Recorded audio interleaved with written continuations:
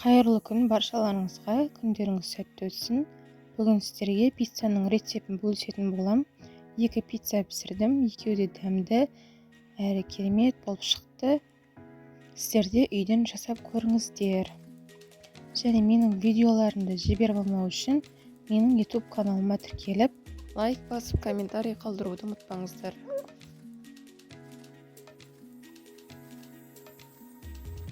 Ыдысымызға жылы суымызды құямыз.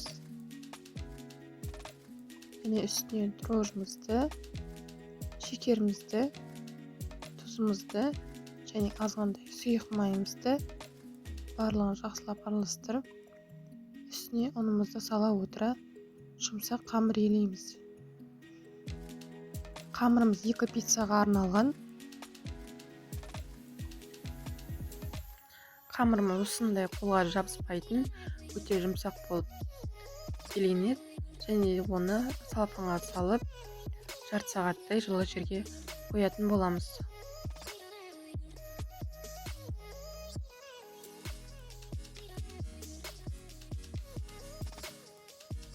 Жарты сағаттан кейін қамырымызды алып, екіге теңдей бөлетін боламыз.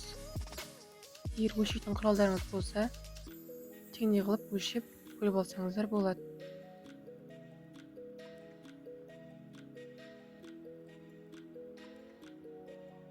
Екіге бөліп алғаннан кейін қайтадан қайырып елеп, ыдысымызға салып, азғандай сұйық майымызды жағып, тағы да 15-20 минутқа қойып қоямыз. Қамырымыз ашайын дегенше соусымызды дайындаймыз. Соусымызға 3 бастай чесногымызды пайдалап турап аламыз.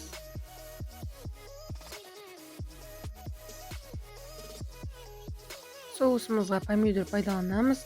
Помидорымызды пышақпен сыртын бөліп, үстіне ыстық суымызды құйып, 10 минутқа қоямыз. 10 минуттан кейін сыртын алып тастаймыз.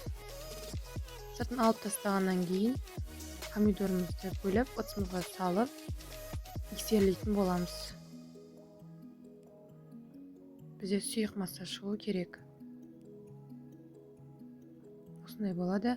Және де табамызға сұйық майымызды құйып, қыздырып, үстіне чесногымызды саламыз.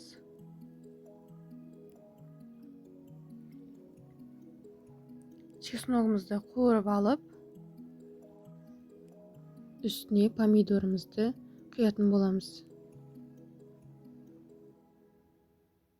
Барлығын жақсылап араластырып, үстіне тұзымызды саламыз. Және паприкамызды саламыз. Массамыз қою болғанша араластырамыз. Біздің соусымыз дайын болды. Осындай болады. Енді кезекте қамырымызды жайып аламыз. Дөңгелектеп жайып, жиектерін жіңішкелеп қайырамыз. Пиццамыз піскен кезде жиектері дүмпейіп пісіп, керемет болып шығады. Енді табамызды дайындап, табамызға ұнымызды сеуіп, қамырымызды төңкеріп жаямыз. Осындай жайып аламыз. Және дайындаған соусымызды теңдей 2-ге бөліп, жартысын бірінші пиццамызға жағып шығамыз. Бетіне жағып болғаннан кейін үстіне төркіден өткізілген ірімшігімізді саламыз. Менің ірімшігім қымбат ірімшік емес, грамда сатылған сарғыштау майлы ірімшік. Сондай ірімшіктер дұрыс. Салып болғаннан кейін үстіне помидорымызды реттестіріп саламыз. Және де пешімізді жоғары градуста қыздырып, 8-9 минутта пісіріп аламыз.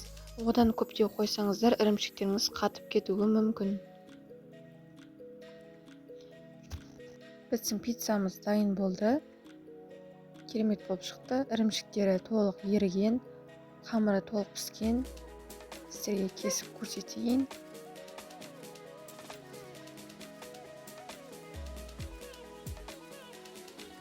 Осындай жұмсақ, керемет болып шығады. Асты да толық қызарған. Одан қатты қызармайды. Және де екінші пиццамды колбасамен әсемдедім. Бұл пицца да дәмді болып шықты. Барлығы толық пісіп еріген. Сіздерге кесіп көрсетейін. Осындай болып шығады.